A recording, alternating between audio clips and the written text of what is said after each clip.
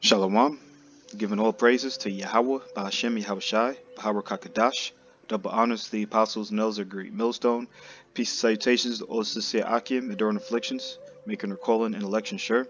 It's Brother Kabar back with another one, and this one I'm going to be touching on the saints, according to the scriptures. So, Lord willing, this is edifying to the elect, Yahweh Bahashem Yahushai, Bahawar Kakadash, Barakatham, to all the sincere listeners who may hear this. So, just to kick it off, this is Wisdom of Solomon. All right, chapter 4 and 15, it says, "This the people saw and understood it not, neither laid they up in Slakia, neither laid they up this in their minds, that his grace and mercy is with his saints, and that he hath respect unto his chosen." All right, so we know the saints, that's synonymous with the chosen. All right, so just wanted to kind of get that to kind of just set the foundation. All right, the saints. You want to be a saint, but who are the saints, man? Are we talking about, those so-called popes and, Saint Mary, Saint, like, is that what this thing is talking about? I'm going to just jump to Psalms 148, all right? In the last verse, in verse 14, it says, "He also exalteth the horn of his people, the praise of all his saints, all right, even of the children of Israel, a people near unto him, praise ye the Lord Yahweh." All right, and when you go into this, that word "even" is not even supposed to be there, but it's really there just as an emphasis, to emphasize the children of Israel. Let me see what this precept says in Psalms 50 and 5. It says, "Gather my saints together unto me, those that have made a covenant with me by sacrifice." So we know this is talking about the Israelites, man. Only the Israelites, all right, make sacrifices. You could just even from just stemming from that line, all right, from even before Israel or Jacob, Isaac, who was was was the sacrifice, or he was going to be a sacrifice, hypothetically speaking, all right, from Abraham. That's how Abraham showed his faith, but he was going to sacrifice Isaac.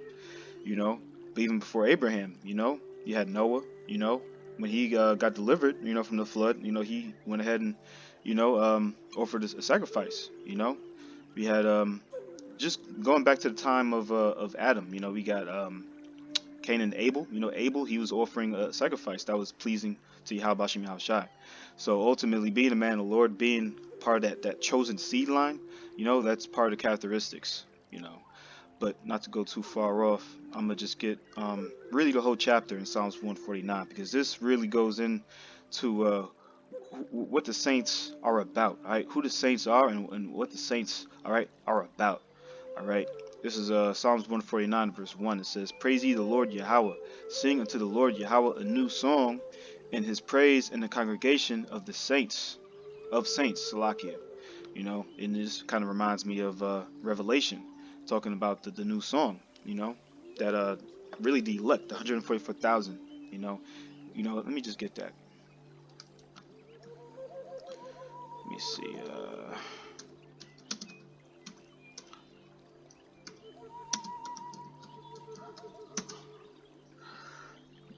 That's what I thought.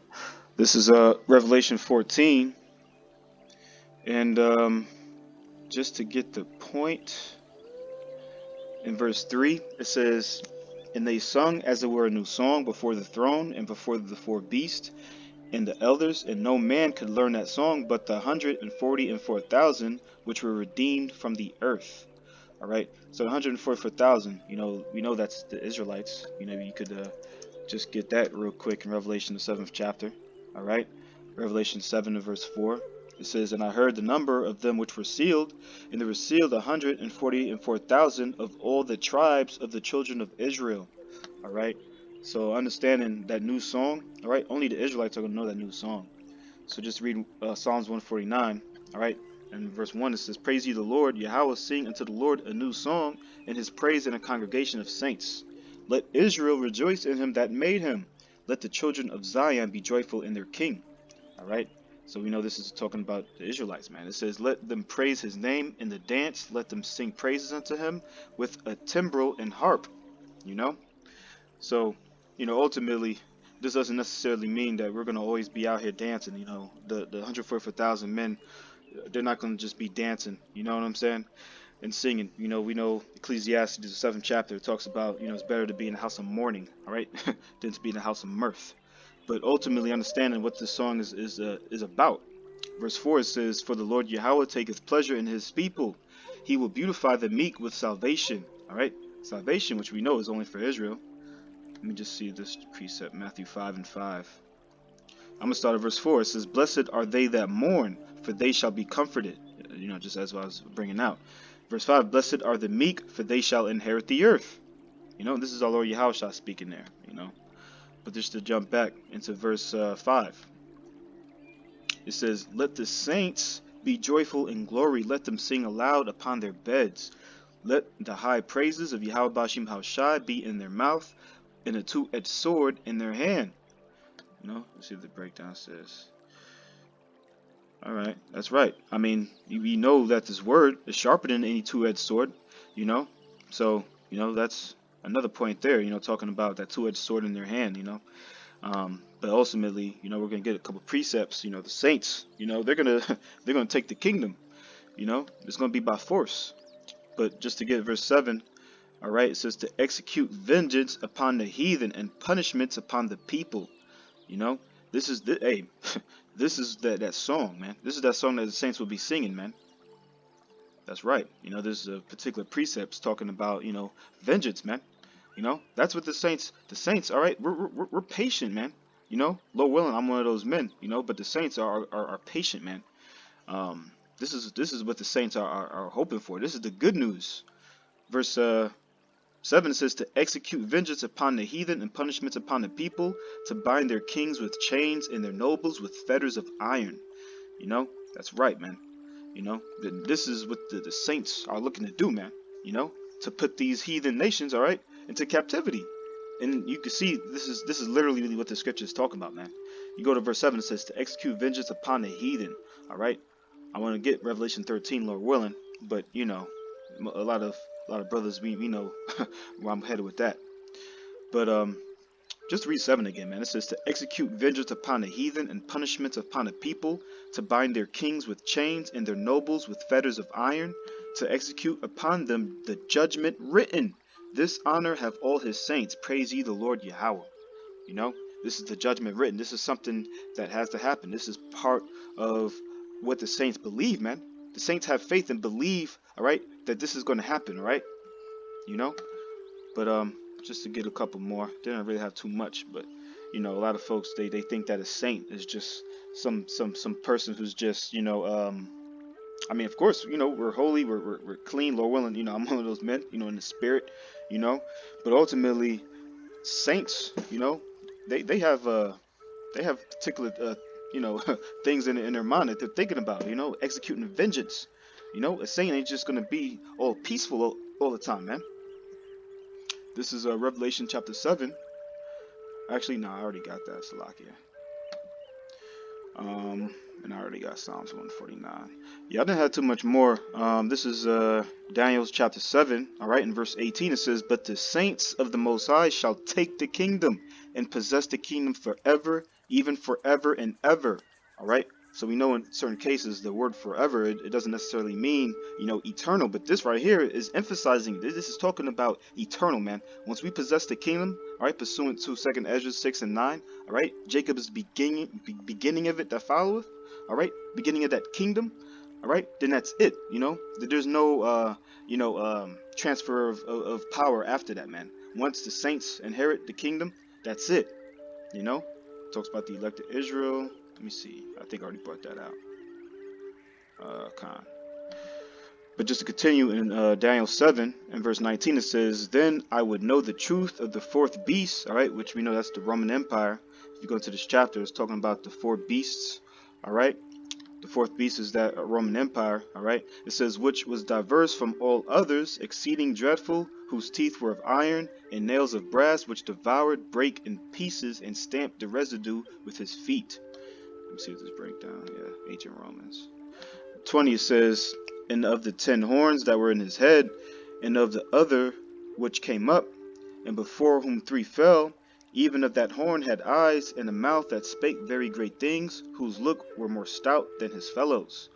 All right, and we talking about those horns. All right, that's talking about America. That third horn. It says 21. I beheld, and the same horn made war with the saints and prevailed against them. All right, this reminds me of Revelation the 12th chapter. Let me see. I don't want to go too far off topic, but it's really the same topic.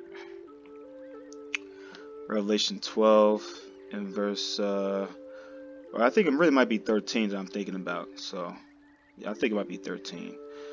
But you could go to Revelation 12 and verse, 7, talking about that war in heaven. But just to continue in Daniel 7, in verse 22. All right, it says, until the Ancient of Days came, and judgment was given unto the saints of the Most High, in the time that came that the saints possessed the kingdom. So this is how this thing is going to happen, man. It's going to be war. All right, we see, it says that horn. All right, which we know it's America, man. That revised Roman Empire. All right, is going to make war with the saints. This is a time that we're approaching, the time that we're living, man. Through the Spirit, it's been war. All right, it's been war. There's no new thing under the sun. All right, so we've been at war. All right, they've been at war with the saints.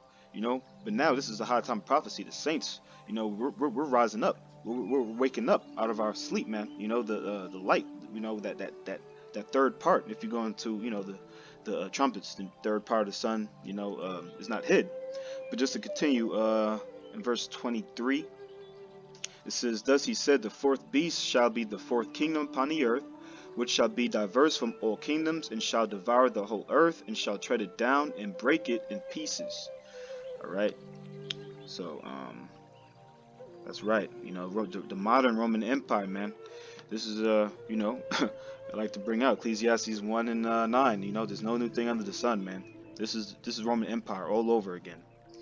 All right. I was gonna get a couple more. I was gonna read to like 24. It says, and the 10 horns out of this kingdom are 10 kings that shall rise, and another shall rise after them, and he shall be diverse from the first, and he shall subdue 3 kings. All right. See, these are men, that's ruling these kingdoms. 25, it says, and he shall speak great words against the Most High, and shall wear out the saints of the Most High, and to think to change times and laws. And they shall be given unto his hand until a time and times in the dividing of time. That's right. That's basically what's going on, man. We see what's going on. I did a video recently how the calendar is just, it stems from that Roman Empire. How you got daylight savings time. How the months and the days are basically named, all right, after these Roman emperors, different pagan, Roman Greek gods, man. This is changing times and laws, man. So, that was really it on that. So I'm gonna just go ahead and jump to Revelation 13th chapter. Or let me see. I'll probably end off on Revelation 18, But that was really, not too much more. This is Revelation 13. And let me see. I'm going to start at verse 7. All right. We're talking about the dragon, Lord willing, I put the video in the description, me and the brother, we did a breakdown on this chapter. But just to start at verse 7, it says, and it was given unto him to make war with the saints, and to overcome them, and power was given him over all kindreds and tongues and nations. All right. And what is this talking about? This is talking about the beast, So we know, the saints, Christianity, the people who are basically running, those churches, man. They're part of the beast, man. They're not part of the saints, man. All right. The church, the church isn't going to make war with the church. That don't make no sense. So the saints, all right, ain't talking about no Christianity, man. The saints ain't talking about, all right, these pastors, priests, or just whatever, Saint Mary, which that's a whole nother topic. But you know what I'm saying? We talking about the Israelites, man. We talking about the elect, man. We talking about men, all right, who they're making war with. Just to jump down. Well, you know what? Let me just read down. In 8 it says, and all that dwell upon the earth shall worship him, whose names are not written in the book of life of the Lamb, slain from the foundation of the world. All right. So that's not the saints, all right, who's not written in this book of life, all right, But just to continue on, in verse 9 it says, if any man have an ear, let him hear. He who leadeth into captivity shall go into captivity, all right. we already brought out in Psalms the 149th chapter. You know, I could read that. That was a beautiful verse. I love that one. In Psalms 149 and 7 says, to execute vengeance upon the heathen and punishment upon the people, to bind their kings with chains and their nobles with fetters of iron. All right. So just to get back in Revelation 13 and 10, he that leadeth into captivity shall go into captivity. He that killeth with the sword must be killed with the sword. Here's the patience and the faith of the saints. All right, the patience and faith of the saints, man. This is what the saints are going to be meditating on, man. You know, this is what the saints are faithful. All right, that's going to come to pass, man. You know, so you know this is anyone. Hey, it says here in verse 9, if any man have an ear, let him hear, man. Because not everyone's gonna hear this, man. You know, not everyone's gonna hear this song. You know, not everyone's gonna sing this song, man. You know, they're gonna sing the song basically a devil's, man. You know, believing a lie. You know, being deceived, being that strong delusion that ultimately the Most High, all right, gave the particular people, man. He didn't give everyone the ear to let him hear. You know, understanding that, hey, man, this is how this thing works, man. You can't negate the fact that slavery happened, man. You can't deny the fact that our people were in hardcore bondage for hundreds of years. You know, and this is just in talking about America. You know, so you think that you know, the kingdom isn't going to be some type of recompense, some type of justice? You think that we talking about the saints here, all right? All right, and this is if you could receive it. Again, if any man have an ear, let him hear. The people who were led into captivity, all right, were the saints. This is why this is what the scripture is talking about, man. This is here's the patience and faith of the saints. So the saints were led into captivity, man. Who? By the heathen. All right, pursuant to Psalms 149. See how this thing works, man? All right, so the saints are gonna have a particular vibration. You know, I'm kind of feeling a little heated right now, just thinking about, you know, how these heathens, you know, they try to basically select this the stronghold on our people, man, in the form of Christianity, man, thinking that everyone could be saved, thinking that we the Gentiles, all right, thinking that these so-called white people, man, these Edomites, all right, they're gonna be saved. What do you think you're gonna be saved from, man? You're gonna be saved for slavery. That's the only type of salvation that you're getting, man. All right, that's the only type of mercy. Right now, this is your kingdom. This is your heaven. All right, this ain't the heaven of the saints, man. All right, we're in hell right now. You know, but you know, I didn't want to go too far off. That was really about it. I'm gonna just end off in Revelation 18. All right, if you go into Revelation 18, this is talking about Babylon. You know, this is talking about the place that we in, man. They're talking about, you know, just to give verse 3. It says, for all nations have drunk of the wine of the wrath of her fornication. All right, you can go into verse 2. It talks about this is Babylon, right? It says, and the kings of the earth have committed fornication with her. All right, this is spiritual fornication, you know. It says, and the merchants of the earth are waxed rich through the abundance of her delicacies. All right, let's see what this breakdown says. You know, that's the philosophies of America, you see? You know, but, you know, just to jump down in verse 24, all right, it says, and in her was found the blood of the prophets and of the saints and of all that were slain upon the earth. All right, and we already brought out in Revelation 13th chapter this particular people who were slain upon the earth, you know, that aren't saints. You know, they worship the beast, but they still were slain upon the earth. So that's why, you know, it separates that, and it talks about the prophets, all right, and the saints. You know, but you know, that was about it. You know, I did have another precept that I had in my head. I don't know if I could find it. Let me see.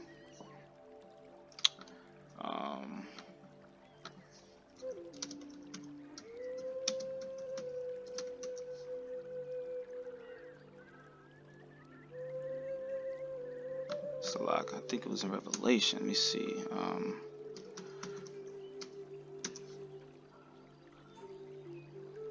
This is Revelation 6 and verse 10. It says, I might want to start up a little bit. Let me see. All right, this is talking about that fifth seal. All right, you know, this is basically the time that we're in. All right, we're talking about that fifth seal because we're approaching that sixth seal, which is basically World War III. But just to give verse 9, it says, and when he had opened the fifth seal, I saw under the altar the souls of them that were slain for the word of Yahweh Shem Yahushai and for the testimony which they beheld. You know, and that reminds me of Revelation 20 and 6, talking about the souls who were beheaded, all right, who didn't worship the image, all right, worship the beast or take the mark. But just to get verse 10, it says, "And they cried with a loud voice, saying, How long, O Lord, holy and true, dost thou not judge and avenge the blood of them that dwell on the earth?" All right, this is hey, you know, this is the saints, the faith and patience of the saints, man. All right, we're waiting, all right, for vengeance to come, you know.